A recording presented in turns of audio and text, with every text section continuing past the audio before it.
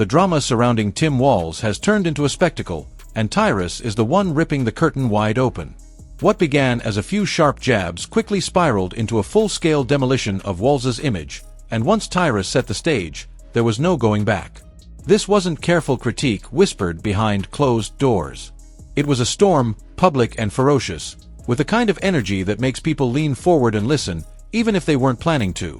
It started with a simple but brutal framing. Donald Trump, called a wannabe dictator, became the backdrop. The idea of standing up to bullies set the mood, and Tyrus latched onto it. He compared Trump to the kind of grown-up bully you don't just reason with, you shove back harder. But then, he pivoted, redirecting that ferocity toward Walz.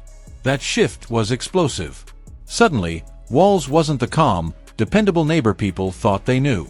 He was a politician under a glaring spotlight, his every move re-examined through the lens of contradiction and performance. Tyrus didn't just land punches. He staged a takedown with the flair of a heavyweight entertainer. He mocked Walz's tone, even the way he said the word fierce, stripping away the polished layers and exposing him as a performer more than a leader. This wasn't an offhand critique, it was theater, built to stick in people's minds. And it worked. Listeners weren't just nodding, they were laughing, stunned, caught in the rhythm of a roast that carried the weight of something dead serious.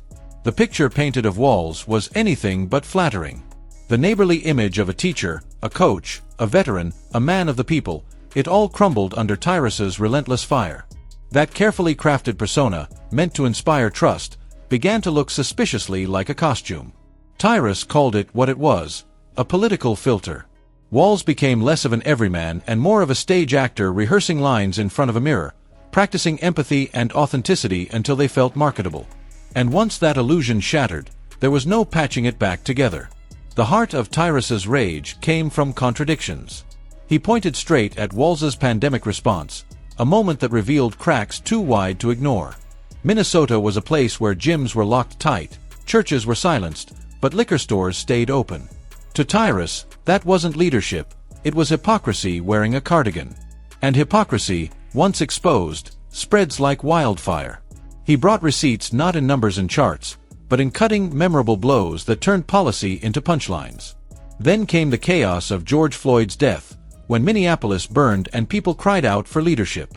Tyrus painted Walz in that moment not as a decisive figure but as a man frozen, garden hose in hand, staring at a blaze far bigger than he could manage. It was a scathing image, one that stuck because it wasn't delivered in political jargon, it was delivered like a story you couldn't forget.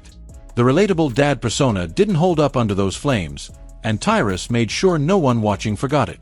And yet, this wasn't just about isolated failures. It was about patterns, and Tyrus unraveled them like a thread that never ended. Walz flipped, flopped, twisted, and turned, changing positions with the winds of public opinion. To Tyrus, that wasn't strategy, it was circus. Walz, the supposed steady hand, was painted as an acrobat tumbling through backflips for political comfort. It was a devastating metaphor, one that made the governor less a leader and more an act in a cheap carnival. Even Walz's military background, usually a cornerstone of his credibility, didn't escape the flames. Tyrus framed it as a card played too often, a badge flashed whenever the questions got too sharp. Instead of authority, it became another tool of performance, a fallback in a bag of political tricks. That badge of honor lost its shine under Tyrus's relentless sarcasm. He didn't stop at policy.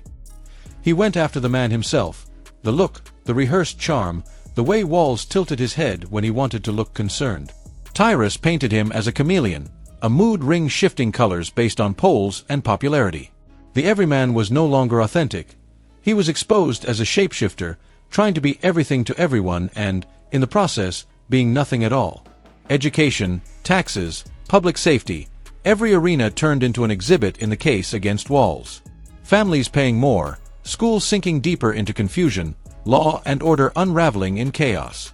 And all of it, Tyrus argued, masked under a smile, a plaid shirt, and a neighborly wave. He didn't just say it. He ridiculed it, exaggerated it, turned it into scenes so vivid the audience could see them. Walz rehearsing empathy in the mirror. Walz creeping through couch cushions for loose change in the name of taxes. Walz showing up to a 5-alarm fire with nothing but wishful thinking. These weren't critiques, they were performances of their own, delivered with the precision of someone who knew the audience would remember the pictures long after the words faded. And the timing was brutal. In a world where voters are already skeptical, Tyrus's words hit harder. Walz, positioned as the calm alternative, became the symbol of everything people hate about politics. The packaging, the contradictions, the gap between promises and delivery. By the time Tyrus was done, Walz wasn't just a flawed governor. He was the living embodiment of the political clown show, the kind of character you can't take seriously even when he's trying to be solemn. What made the takedown sting even more was how Tyrus framed Walz as a pawn in a bigger game. Not just a man failing at leadership, but a spineless figure tossed around, sent into battles no one else wanted to fight. He mocked him as the weakest player on the team, the one they put out early so he'd be gone before the real fight started. That image stuck like glue, and it cut deeper than any policy critique could. And when Tyrus shifted gears, it stopped being just about Walz. The governor became a stand-in for every politician who performs empathy, who shifts with the polls, who sells unity while presiding over division. The laughter from Tyrus's roast wasn't just at Walz, it was at the entire game of political theater. He painted politics itself as IKEA furniture missing screws, assembled by a man insisting it was sturdy while it wobbled dangerously. It was brutal, it was exaggerated, but it felt true, and once people saw it, they couldn't unsee it. By the end, Walz's image wasn't just cracked. It was demolished, scattered in pieces across the floor like a broken prop.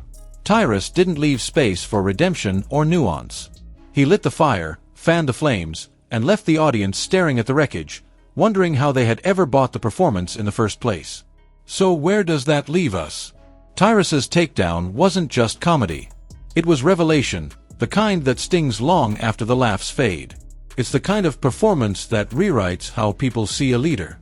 And now the question isn't whether Walz can rebuild the image, it's whether anyone will believe the act again. What about you? Do you think Tyrus went too far in tearing into Tim Walz, or was he simply saying what so many people were already thinking but didn't dare to voice? Drop your thoughts below, let's talk about it.